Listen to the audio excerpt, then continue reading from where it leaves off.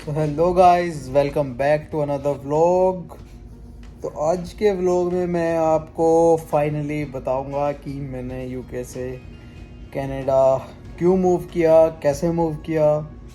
सब कुछ मैं इस वीडियो में आपको जस्टिफाई करूंगा और आई होप कि आप सब लोग ये पूरा व्लॉग देखोगे। और अगर कोई भी थोड़ी सी भी प्रॉब्लम हुई, कोई भी मेरे से मिस हो गया उस स्टेप, तो प्लीज़ डोंट माइंड। और मेरे को आप व्हाट्सएप बोल रहा हूँ, इंस्टाग्राम पे या नीचे कमेंट सेक्शन में मेरे को आप कमेंट कर देना, तो मैं आप सब लोगों को वो सारी इन्फॉर्मेशन बता दूंगा जैसे भी होगी।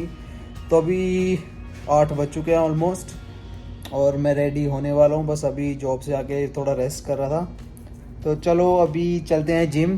पहले वर्कआउट लगाऊंगा, थोड़ा माइंड सा फ्रेश करूँगा, फिर उसके बाद आप सब लोगों को मैं इन्फॉर्मेशन दूंगा कि मैंने कैसे यूके से कनाडा मूव किया और क्यों किया। तो चलो करते हैं व्लॉग को स्टार्ट। यार मैं आया था जिम में, वर्कआउट मेरा हो गया फिनिश। अब मैं आप फ्री हूँ तो अब बता देता हूँ। शायद आवाज़ थोड़ी गूंज रही है क्योंकि मैं पहुँच रहा हूँ। अब मैं बता देता हूँ आपको कि यूके टू कनाडा में कैसे आया था। सब कुछ मैं इस ब्लॉग में आपको बताऊँगा। तो चलो पहले जैकेट डाल लेते हैं और फिर करते हैं ब्लॉग स्टार्ट।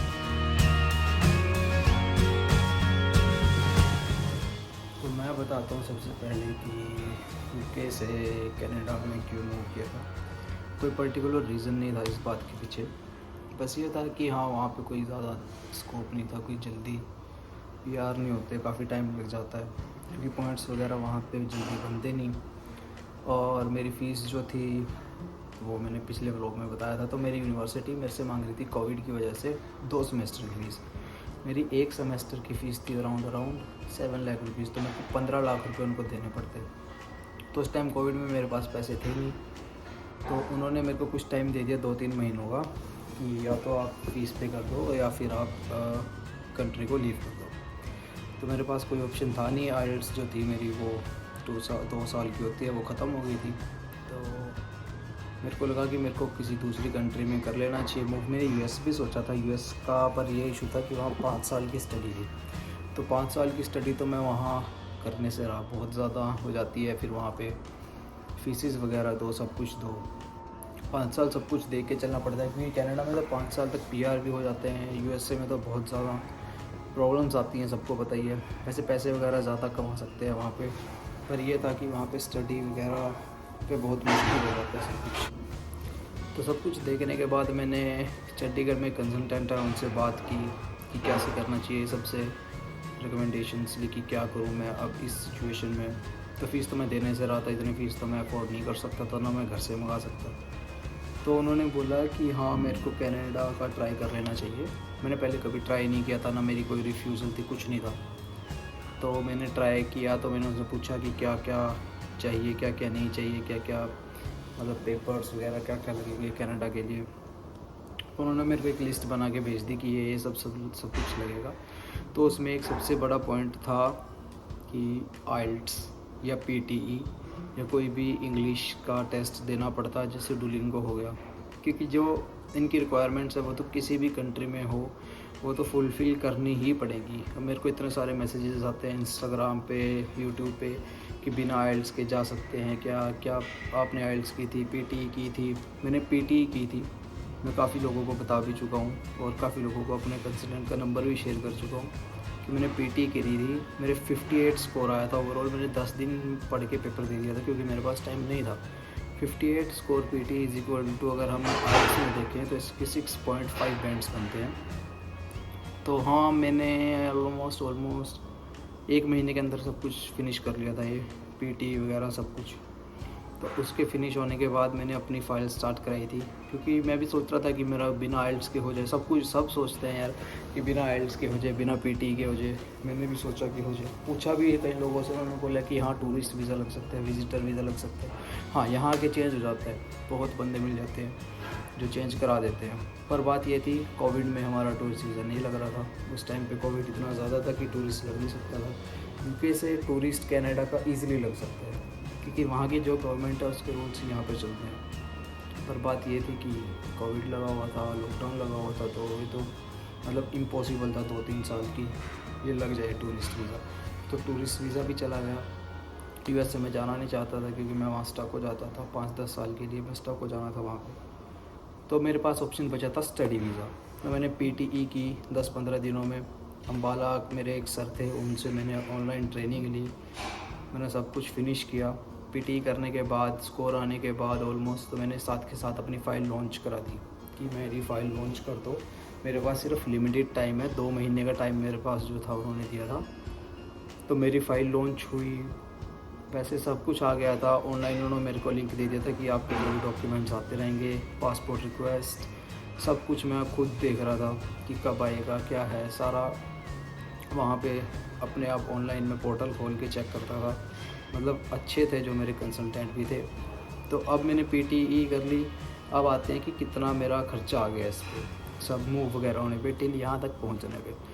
सबसे पहली बात, PTE और IELTS 2 एग्ज़ाम्स होते हैं। तो PTE और IELTS इन दोनों में ये डिफरेंस होता है कि अगर हम IELTS करें तो हमारी SDS कैटेगरी में फ़ाइल लगती है, और हम PTE करें तो हमारी लगती है नॉन SDS में। तो मैंने PTE की थी तो मेरी नॉन SDS में फ़ाइल लगी थी। तो इसका रीज़न ये था कि अगर मैं नॉन SDS में फ़ाइल लगवा रहा हूँ तो मेरे को फ़र्स्ट एंड फॉरमोस्ट GIC भरने का कोई वो नहीं था कि मैं GIC भरूँ। मतलब गवर्नमेंट की कोई रिक्वायरमेंट नहीं थी कि मेरे को GIC भरनी है। हाँ, अगर SDS में करनी पड़ती तो मेरे को GIC पे करनी पड़ती। तो मैंने चलो अपनी फ़ाइल वहाँ से लॉन्च कराई। उसके बाद मेरी रिक्वेस्ट वगैरह आने लगी, मेरी जो वो बोल रहे थे, मेरा ऑफ़र लेटर वगैरह आ गया यहाँ पे सैनिका कॉलेज से। तो मैंने फ़र्स्ट ऑफ़र लेटर आया था मेरा सैनिका से, तो मैंने उसी पे अप्रूव कर दिया कि हाँ ठीक है, अच्छा कॉलेज है, तो मेरे को कर दो इसमें कर। तो मैंने कर दिया। आगे फर्दर जो भी था मेरा प्रोसेस सारा स्टार्ट करा दिया। उसके होने के बाद तो फर्स्ट एंड फॉरमोस्ट मैंने फ़ीस अपनी पे की 1 सेमेस्टर की UK से, जो थी around 4 lakh rupees Indian maximum. हाँ, 4 लाख रुपीज़ थी, जो कि बनते हैं कनाडा में $8,000।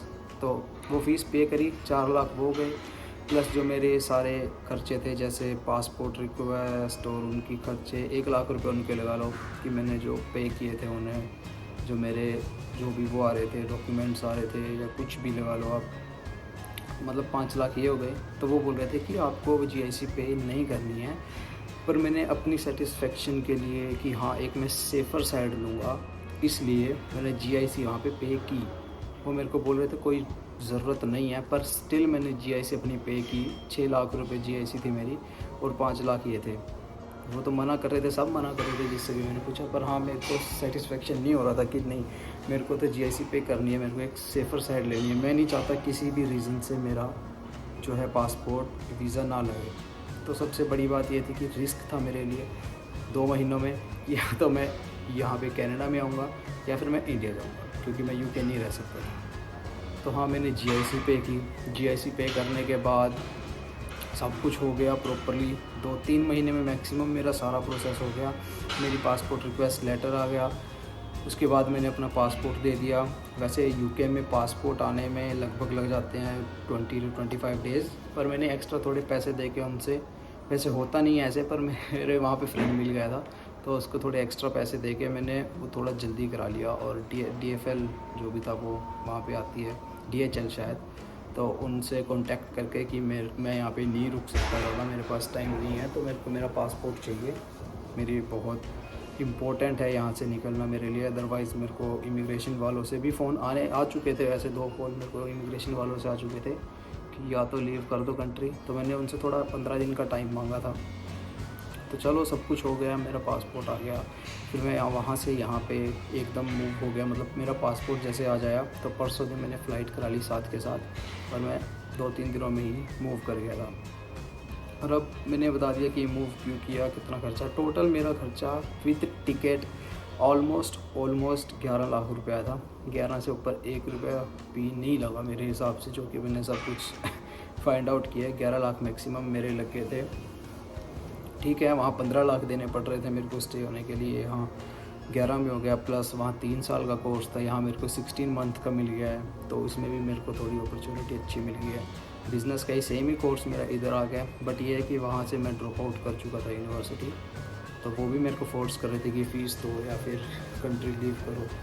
तो मैं इधर आके मैंने देखा बहुत चेंजेस है। वहाँ पे स्टडी थोड़ी इजी है, यहाँ स्टडी थोड़ी मुश्किल है। शायद मैं सैनिका कॉलेज में, इसलिए मेरे को लगता है सब बोलते हैं कि सैनिक का कॉलेज थोड़ा सा है स्ट्रिक्ट है, पर हाँ सब कॉलेजेस में मेरे फ्रेंड्स भी हैं और कॉलेजेस में वो भी ऐसे ही करते हैं, सब में बहुत स्ट्रिक्ट रूल्स वगैरह हैं। अभी देखते हैं, अभी मेरा एक सेमेस्टर ख़त्म होने वाला है, इसके बाद जो ब्रेक मिलेगा या नहीं मिलेगा जो भी होता है अभी तो डिपेंड है। 16 महीनों के अच्छा यहाँ पे, उसके बाद मेरी स्टडी के बाद मेरे को वर्क वीज़ा दे देगी मेरी यूनिवर्सिटी। तब मेरे को कुछ होता है यहाँ पे कि इतने आवर्स तुमने काम करना है वर्क वीज़ा पे, उन आवर्स को कंप्लीट करने के बाद मैं अपना PR फाइल लॉन्च करा सकता हूँ। मेरे को 2 साल का मिलेगा वर्क वीज़ा, उन 2 साल में मेरे को आवर्स कंप्लीट करने हैं, टैक्स पे करना है और कुछ नहीं है। मतलब वहाँ मैं 3 साल लगा रहा था इसके सिर्फ कोर्स के UK में, यहाँ पे मैं 3 साल में 1.5 साल का मेरा कोर्स है और 1.5 साल तक मेरे शायद कुछ हो जाए। हाँ मेरे काफ़ी फ्रेंड्स भी हैं, 2-2 साल हुए हैं, उनकी भी PR हो गए हैं। कुछ ऐसे हैं जिनकी तो 4-4 5-5 साल हो गए, कुछ आया ही नहीं है। अब DR to PR चला था यहाँ पे, मतलब temporary resident to permanent resident. अभी इन्होंने खोला था गवर्नमेंट ने, अब तो क्लोज़ हो चुका है। तो इसमें काफ़ी बहुत ज़्यादा मेरे फ्रेंड्स जो हैं वो PR हुए हैं, सबका हो रखा है। अच्छा है यहाँ पे जो भी है, सारे रूल्स वगैरह, वहाँ रूल्स थोड़े अच्छे नहीं हैं। हाँ ये यहाँ पे थोड़े पैसे कम बनते हैं, पर हाँ स्टिल अपॉर्चुनिटीज़ ज़्यादा हैं। अच्छा वहाँ सिर्फ ये था कि लेबर काम में ज़्यादा था, कि कंस्ट्रक्शन में, और वहाँ पे यहाँ पे हर चीज़ का काम है, जहाँ मर्जी चले जाओ, फैक्ट्रीज़ में, रेस्टोरेंट में, कहीं भी काम करो, जहाँ आपका दिल करे वहाँ काम करो। तो ये थोड़ा सा यहाँ पे पॉजिटिव पॉइंट है। तो बाकी अभी देखते हैं, अभी तो लाइफ सही चल रही है। वहाँ पैसे थोड़े ज़्यादा कमा लेते थे, यहाँ थोड़े कम कमा लेते हैं, बस इतना फ़र्क है। पर हाँ ये है कि हाँ बंदा रह के अगर काम करे, 2 दिन क्लासेस होती हैं वीक में, 3-4 दिन भी काम करे तो ईज़िली अपना खर्चा निकाल सकता है। GIC होती है वो तो हमारे खर्चे उठा लेगी, तो या GIC को सेव रखो, उसको नेक्स्ट सेमेस्टर की फ़ीस पे कर देना, जो कमा रहे हो उससे अपने खर्चे उठा लो, जो भी आपका है। ये आपके ऊपर डिपेंड है, जितने मर्जी खर्चे कर लो, वो तो कोई रोकेगा ही नहीं खर्चे करने से। तो हाँ यही था बस कि मैंने वहाँ से, पर ये है कि मेरे को बहुत, मैं दोबारा बोल देता हूँ, मेरे को बहुत ज़्यादा मैसेजेस आते हैं कि कैसे मूव किया बिना IELTS बिना PT।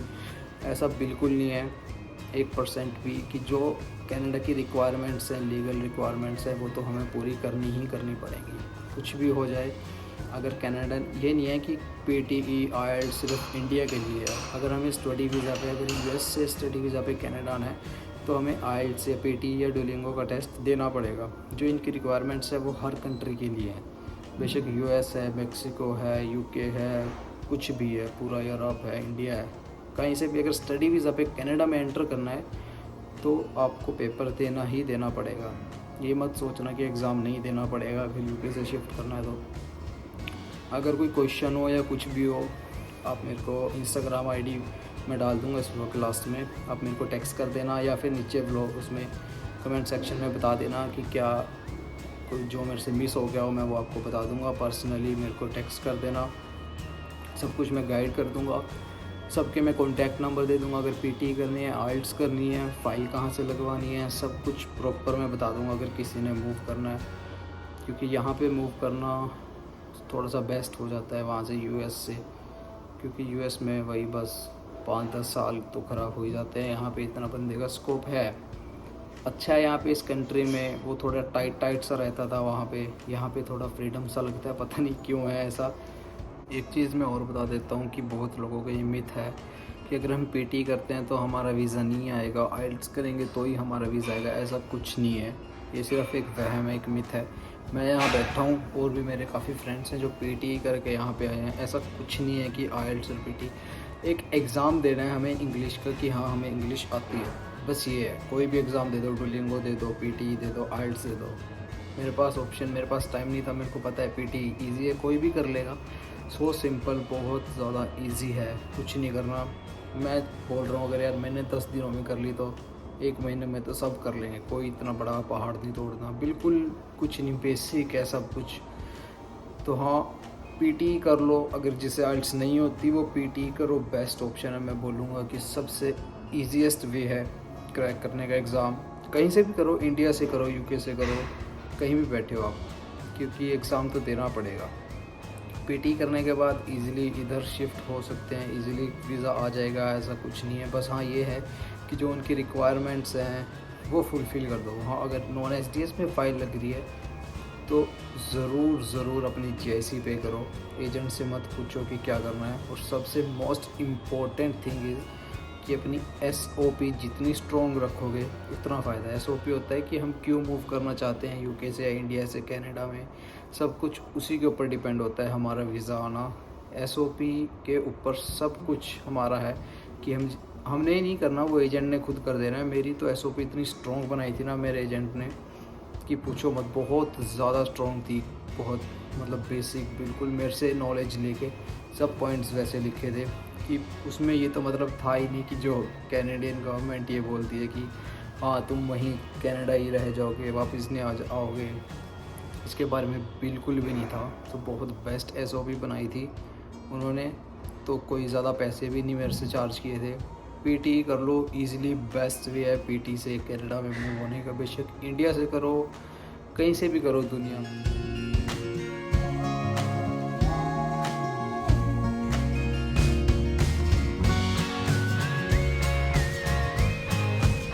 तो हाँ यार, ये था यूके और कनाडा के बारे में सारा कुछ।